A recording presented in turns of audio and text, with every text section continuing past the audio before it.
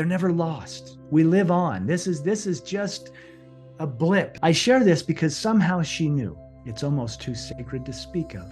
My name is Jeffrey Olsen, and 26 years ago, I had a profound near-death, out-of-body experience, which has actually propelled into, after-death communication and things that have changed me drastically. If I can, let's go back to that day 26 years ago. And it's interesting because it's like it's yesterday, even though time has passed. I'll never forget, we were on a family vacation. We had traveled from northern Utah to southern Arizona to visit my wife's family. We were enjoying the beautiful red rocks of southern Utah. It was the Easter weekend, which is a big Christian holiday here, so we had celebrated Easter. And it was the Monday morning after Easter that we were headed back home. It was about a 4.5, 5-hour drive for us. And we said our goodbyes and got in the car, and I buckled the kids up and got all the suitcases and everything loaded. And we were just getting ready to pull away from the from the curb there in front of the house. And my wife's parents were there on the porch waving like Grandma and Grandpa do. And I put the car in drive, and I just began to pull away from the curb. And Tamara, my wife, said, "Stop, wait." I thought she'd forgotten something. And I stopped the car. And she looked at me and she said, "I just want to go say goodbye to Mom and Dad one more time." Now, in that moment, I thought, women, we've said goodbye. Let's get on the road. We've got to go. And the reason I share this part of the story is that I watched as she got out of the car. I watched as she ran up and not only hugged her mother and her father, but she kissed them both. And then she came joyfully, running back to the car and jumped in and buckled up. I share this because somehow she knew. Somehow there was a whisper, there was a feeling, there was just that intuition. I'm going to go say goodbye to Mom and Dad one more time. I don't believe she knew what would transpire that day, or she'd have said, "Stop the car, get out of the car, we're not going anywhere." But she had that impression, that feeling, that insight. I'm going to go say goodbye to Mom and Dad one more time, because as the day played out, I put the car in drive. We went out on the interstate. I cranked the cruise control up to about 75 miles an hour, which was as fast as I could legally go. I was hurrying to get back. And on that journey home, we had a horrible automobile accident.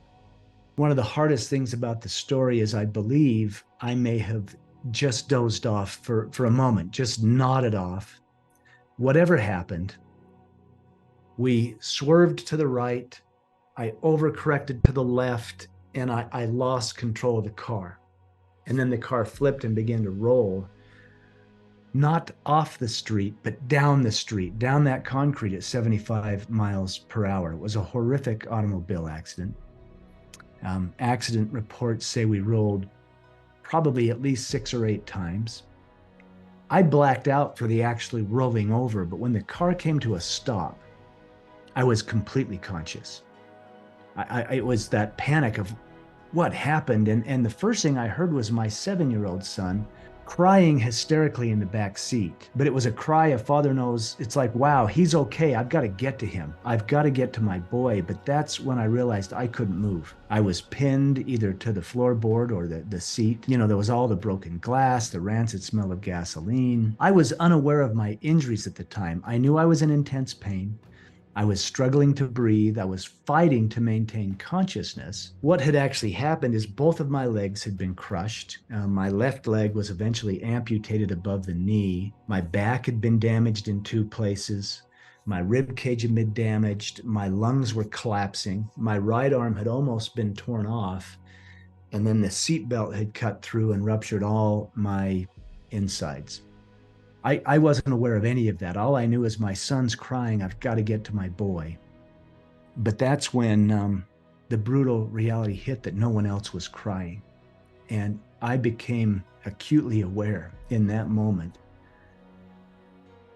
that both my baby son, who was only 14 months old, his name is Griffin, and my wife, Tamara, she was 31 years old at the time, I knew that they were both gone. They were killed instantly in the accident. And that's the worst, darkest, hell, a man could ever be in. I mean, here I was trapped. I'm losing consciousness. Half the family is gone. I've got a hysterical 7-year-old in the back seat of the car. And I was driving. I mean, the guilt, the panic, the regret, the horror. And I don't share that to be graphic or morbid. It was in that dark, dark despair that this near death or out of body experience began. It was in that deepest despair with this cry for help that I felt light come. And when I say I felt it, it's as if light came, light surrounded me, light. It was tangible. It was love. It was comfort. It felt like a holding bubble of light. And I began to rise or ascend above the accident scene. And suddenly I could breathe. There was no pain. I was confused. I'm like, what's happening? What's happening? How could I possibly be okay? That was my thought, is how can I possibly be okay? And then in this light, suddenly my wife, who I knew she was deceased at the scene, suddenly she was there with me. And she was gorgeous.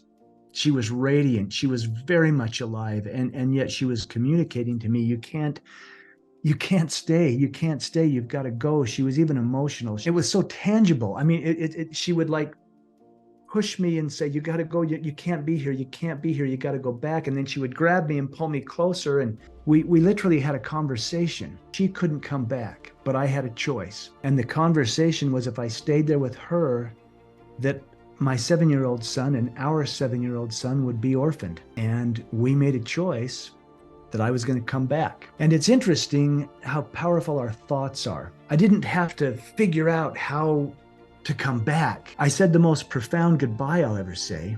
And then my consciousness was, I'm going back. And I found myself moving about a hospital, a very busy level 1 trauma center. Now, I have no concept of time in this bubble of light, this goodbye, if you will. I later found out that people had arrived at the scene. Emergency vehicles were called. I had to be extricated from the car. I had to be airlifted or life flighted to the nearest level 1 trauma center. I had no idea of any of that. All I knew is that I had crashed the car. Half the family was gone. This profound experience happened. I said goodbye and made the choice to come back. And here I was wandering around the hospital, seeing all the doctors and the patients and the nurses. And when I say seeing them in a whole new way. I mean, everyone I saw, it's as if I knew them. I knew them perfectly. I knew their love. I knew their hate. I knew their motivations. I knew their challenges. I knew their anxiety. They seemed to be completely unaware of me. When I say me, this was my soul. This was my spirit. I was not in the body. I was wandering through the hospital as a soul, or as the essence of me, or as the intelligence or the consciousness of me. But I was seeing everyone almost in a 360 view. I was so aware of everyone. For instance, a nurse passed by, completely unaware of me. And in a moment, in an instant, I knew everything about her. I felt as if she was me and I was her. I experienced actually the abuse that she had gone through as a child, the emotional, physical, sexual abuse. And yet in that same moment, I saw her magnificence. It was like, wow, there was no judgment. It was like, wow, look at that one here, serving, helping, healing. And everyone I saw, it was the same thing. It was this instant knowing.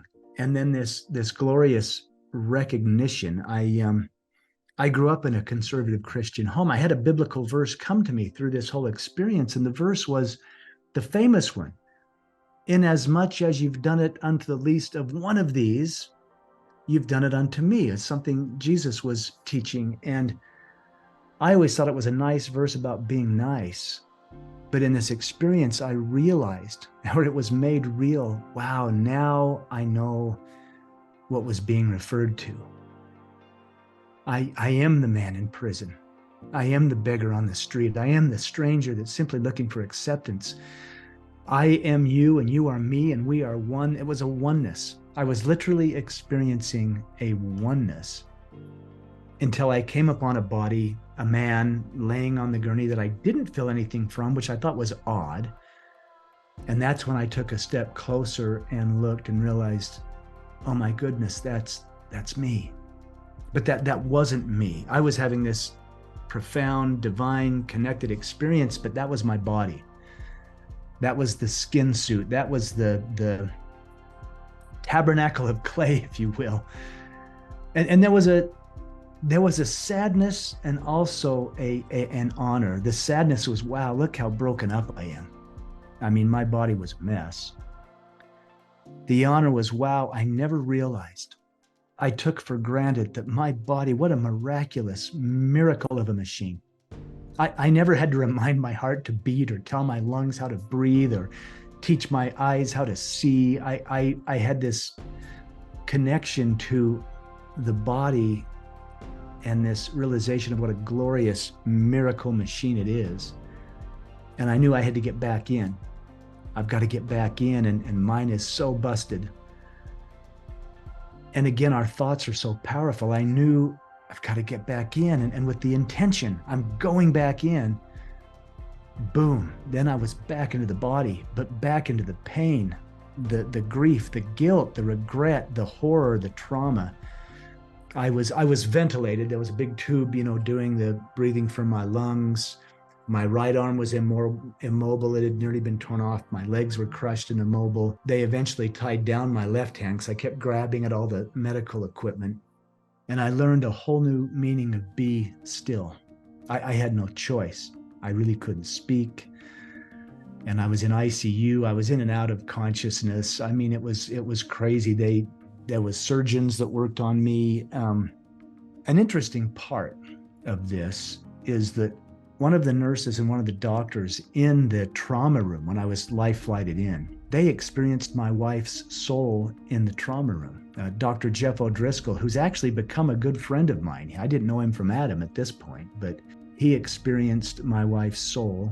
I asked him what she said. He said she communicated with him. And he said she simply shared her gratitude for all we were doing to save your life.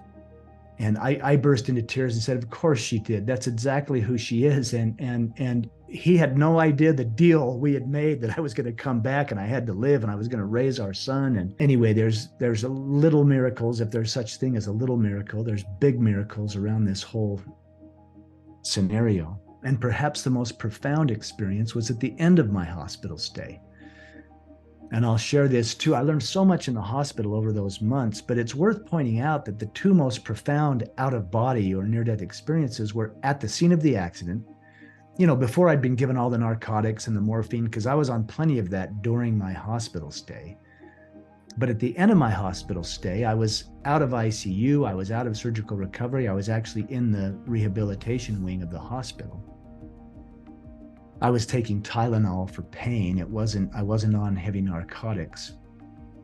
But one night, I fell into a deep sleep, and let me explain. They'd finally stabilized my abdominal injuries and had hooked up a colostomy bag and all these things so I could finally sleep on my side.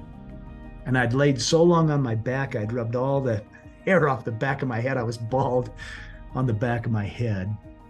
But I was finally able to lay on my side, and I fell into a deep, beautiful sleep. And while I was sleeping, suddenly I was very conscious of that light again. The same light that had come at the scene of the accident. This light came in, and I was grieving so miserably. I mean, the physical stuff was nothing compared to the emotional grief of having a wife and a child pass. This light came. Again, I was comforted. Again, I felt like I was rising above the hospital bed. Except this time the light dispensed. It went away. It cleared like a mist off a lake, and I was in the most beautiful place. I mean, people say heaven, they say the other side, they say the spirit world, but the only word that comes close to what I was experiencing is I was home. I was home. It was so welcoming. It was so familiar. It was so beautiful. It was a part of me, and I was so joyful. I began to run. I don't run in this realm. In that realm, I had both legs, and I can't even articulate how physical the experience was. I could feel the energy of the ground beneath my feet. I could feel the intelligence in my toes and my calves and my thighs. And I was joyfully running, thinking, I'm home, and I'm whole. I'm whole, I'm complete. And as all this was happening, I got this knowing, this message that I wasn't there to stay. And at that time, this corridor seemed to appear to my left, and I knew intuitively I'm to go that way. So I began working my way down the corridor. And as I did, at the end of the corridor, I could see a crib. Now, Griffin, my little boy who was killed at the scene of the accident, he was still sleeping in a crib at the time of his death. He was only 14 months old. I had been haunted by what had happened in the accident. I made my way down to this crib, and I looked in the crib, and there he was. There was my little boy, but he was sleeping beautifully, peacefully. And as a father, I picked him up. And again, it felt so physical. I don't know if you've ever picked up a sleeping child, but there's a weight. There's a weight and a heat. And I picked him up and I held him. And my senses seemed to be multiplied, but I held him tight, and I leaned over and I smelled his hair. I don't know if you've smelled the hair of a loved one, but I'm like, this is my boy. This is my boy. And I began to weep, holding my child. And as I was holding him, this overwhelming presence was coming up behind me. I was holding my boy, crying, and I felt this cosmic, wise, powerful presence coming up behind me. It was coming closer and closer. And I knew that's God. And all the guilt and regret began to bubble up. I'm like, my little boy's here because I crashed the car. You know, his life was cut short because maybe I dozed off or I overcorrected or whatever happened. And the presence is coming closer and closer, and I'm feeling all this guilt and regret. And the presence came right behind me, and I had the thought, I hope I can be forgiven. And with that thought, and this felt physical too, these divine arms just came around and wrapped and held me and my little boy. And it's like the lid just came off. Suddenly we were one. It's like he became part of me and I became part of that, and we became part of all there is. And there was this download of peace, of beauty. I saw my life, you know. I saw the things I like, that was a mistake. And the Creator held me and said, there's no mistakes. What did you learn? I saw things, I said, that was wrong. I knew it was wrong, and I did it anyway. And it was communicated, that's your judgment of it, not ours. You are as precious and as beloved as the child you hold. And here I was holding my little boy who was perfect to me. And I realized it was a very personal experience, but I knew it rippled out to every living soul, that there was that much love, that there was that much connection, that there was that much unconditional love. And I learned about choice. The being who held me, the Creator, said, you can be mad at God your whole life, and that's okay. We'll love you anyway. I was told I could be angry at myself my whole life. I could beat myself up and feel guilty because I was driving. But I was given a third choice. And this was very interesting. This was life-changing and shifting. The Creator said, I want you to exercise your will. And I'm like, my will? It's thy will be done. I've read that in the good book. Don't. And God who held me said, your will is my will. That's how much we love you. My will has always been that you have free will and you get to choose. It was suggested that I give my son, that I hand him over, that I exercise my will and literally hand him over to a higher power, to God, in trust, in love, knowing I couldn't bring him back. And in all that love and all that beauty and all that trust and all that peace, I kissed my little boy and I handed him over. And then I came to back in the hospital bed, to the amputation and the colostomy and the shoulder, and I was quite a sight. One leg, my right leg was in a brace because the knee was trying to heal. My right arm was in a sling because they were trying to rebuild the shoulder. I only had the one left arm that would work. but I had a little bit different perspective about a higher power, about perhaps a soul's plan, and certainly about unconditional love and free will. It changed me.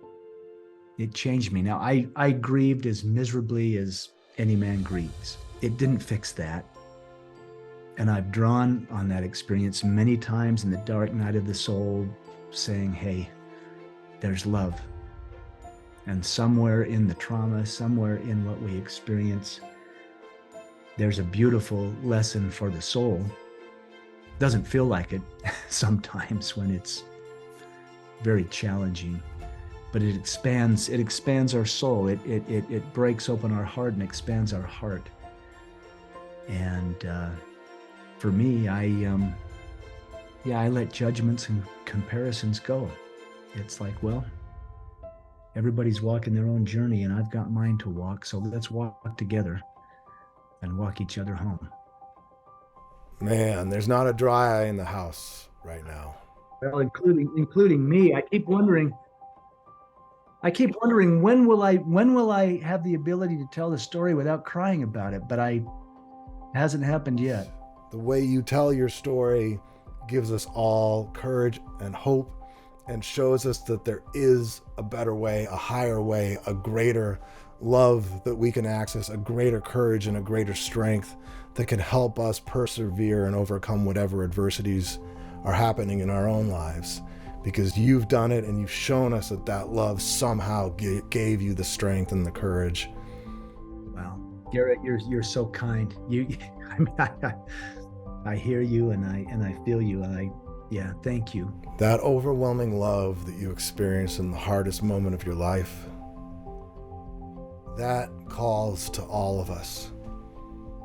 And I believe so many of us could benefit from experiencing that love a little more frequently. And you don't have to have a near-death experience to feel that. Recently, it's been discovered that there is a way to encounter that love more often and more deeply. Especially for those who are high in trait openness. That means people who are very open-minded and creative, adventurous. Yeah. Who are also high in empathy and who experience goosebumps with great music. For those people, there's a kind of sound that can be used to crack them open, to open them to that overwhelming love, to that transcendent experience of the great beyond. And the beauty of this is that every time we return to that overwhelming love, it fills us over the brim, and we get to shower all the people in our lives with that love. We become better people through that love. We become conduits of that overwhelming divine love for others. And many people who've had near-death experiences, who've tried this app called Most High that has these sonic triggers that get you into that overwhelming love place, have said that the place it brings you is the same place as they visited in the afterlife. And many people have also said that when they use this app, somehow, some way, they feel the presence of their lost loved ones. That's awesome. That doesn't surprise me at all. I think as courageous people like you, Jeff, it reminds us of the power of this overwhelming love to help us overcome and transcend even the most tragic situations. And now, with new ways to explore that other side, that overwhelming love, we all might get to experience a little glimpse of what you were talking about. That out-of-body experience, that higher place, that transcendent realm, that transformative grace, that ecstatic high, that overwhelming love. In my dream, I was sure a distant light great unknown, an ancient voice calls my name, a need so deep I can't explain. Love calls my soul, take me home to a higher place now.